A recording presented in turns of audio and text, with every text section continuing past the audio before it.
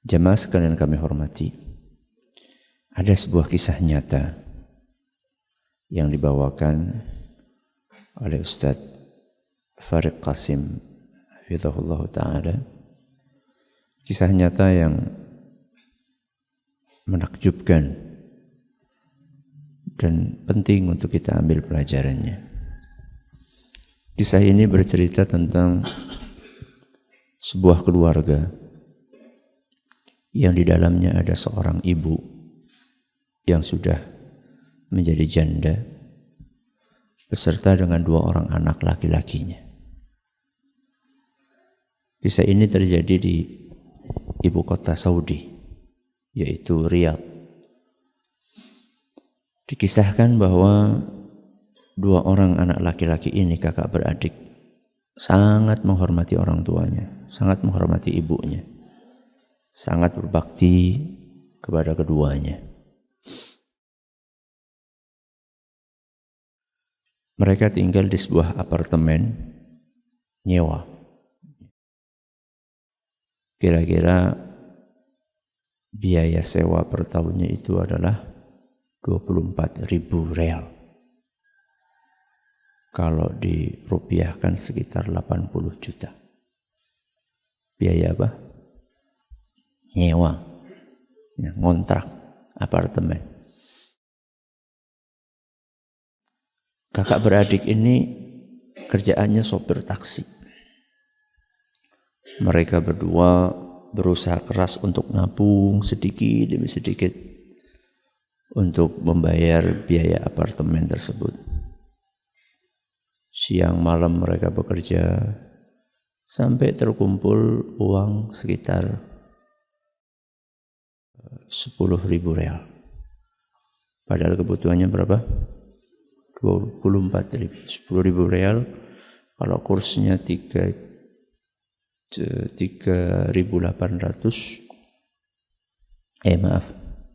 1 real ya, 1 real 3.800 berarti berapa? 38 juta. Kerja siang malam, banting tulang, peras keringat, kumpul uang 38 juta.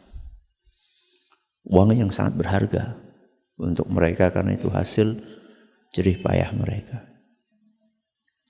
Akhirnya uang itu sama mereka diikat pakai karet, kemudian dibungkus plastik supaya lebih aman lagi, dilakban sama mereka. Ini kan hasil jerih payah yang sangat berharga. Kemudian mereka simpan uang itu di bawah bantal. Di bawah bantal. Mereka berdua berangkat kerja. Ketika mereka berdua sedang bekerja, ibunya masuk ke kamar. Rapi-rapi kamar anaknya, bersih-bersih, nyapu. Nah, ketika sedang merapikan kasur anaknya itu, mau ngerapikan bantal, dia buka bantalnya, nemu bungkusan plastik. Begitu dia nemu bungkusan plastik, langsung mukanya merah. Keningnya berkerut, marah. Baru kemarin dinasehati supaya enggak main kartu. Supaya enggak main kartu, domino. Masih lagi main. Tanpa pikir panjang, ibu itu mengambil bungkusan plastik itu dan segera dibakar sama ibunya. Gak lama kemudian si bungsu datang. Begitu datang belum ngomong apa-apa, langsung dimarahi habis-habisan sama ibunya. Intinya kamu itu baru dinasehati supaya tidak main kartu, kok masih juga main kartu. Si bungsu ini bingung, ya, karena perasaan dia dan kakaknya ini sudah nggak main kartu lagi. Mereka main kartu kemarin sekedar untuk melepas kejenuhan. Walaupun nggak pakai uang, tapi kan seringkali main seperti itu melalaikan ya dari hal-hal yang lebih penting, ibadah, berbakti kepada orang tua.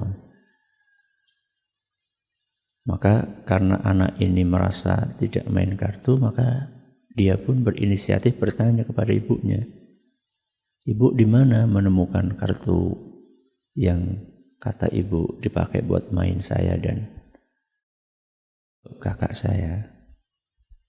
Kata ibunya, "Di bawah bantal." "Terus sekarang kartunya di mana?" "Sudah ibu bakar." Maka anak itu diam. Dia langsung berkata, "Ibu, maafkan saya dan kakak. Kami berdua khilaf." Dia tidak marah. Anak itu tidak menyalahkan orang tuanya, tidak menuduh ibunya ini memfitnah dia, karena memang dia nggak main kartu sudah. Dia tidak katakan bahwa yang ibu bakar itu duit hasil kami bekerja, sama sekali tidak keluar. Anak itu, si bungsu, cuma mengatakan, "Ibu, saya minta maaf telah mengecewakan ibu." Maka emosi ibunya itu ketika anaknya minta maaf langsung turun. Ibunya melanjutkan aktivitas yang lainnya. Tidak lama kemudian kakaknya datang. Si adik cerita tentang kejadian yang tadi. Kakaknya langsung bertanya, "Apakah kamu jelaskan kepada ibu kita bahwa yang dibakar sama ibu itu uang hasil kerja keras kita?" "Tidak sama sekali," kata si bungsu. "Saya cuma minta maaf. Alhamdulillah ibu sudah tidak marah." Apa kata kakaknya? "Bagus. Jangan pernah membuat ibu kita sedih."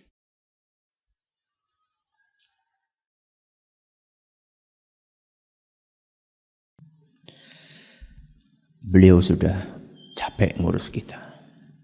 Dari kita kecil. Kesalahan kita kepada ibu kita lebih banyak dibandingkan kesalahan beliau kepada kita. Kesalahan yang sengaja kita lakukan kepada ibu kita.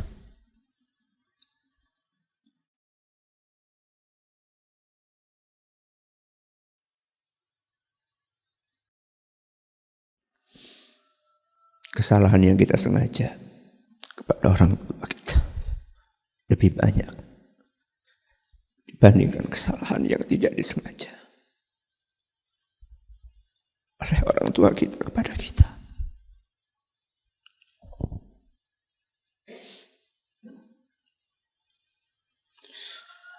Allah berfirman di dalam Al-Quran, surat Al-Isra ayat 23, "Wa bil walidaini ihsana." Berbuat baiklah kepada kedua orang tua.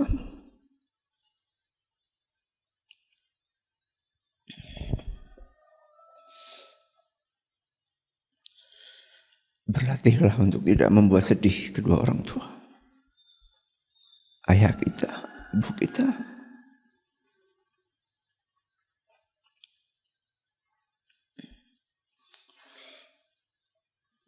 Selama itu kesalahan yang tidak disengaja, bahkan seandainya itu kesalahan yang disengaja. Seandainya itu kesalahan yang disengaja pun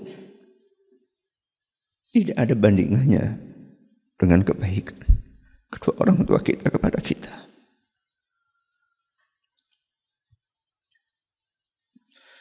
Pengorbanan mereka berdua untuk kita jauh lebih besar dibandingkan kekhilafan mereka kepada kita. Maka berlatihlah untuk tidak membuat sedih orang tua. Apalagi hanya urusan-urusan duniawi, bukan urusan akhirat, bukan kaitannya dengan dosa dan maksiat. Anak itu sebaiknya mengalah kepada orang tuanya. tidak menggurui orang tuanya, tidak suka menyalah-nyalahkan orang tuanya.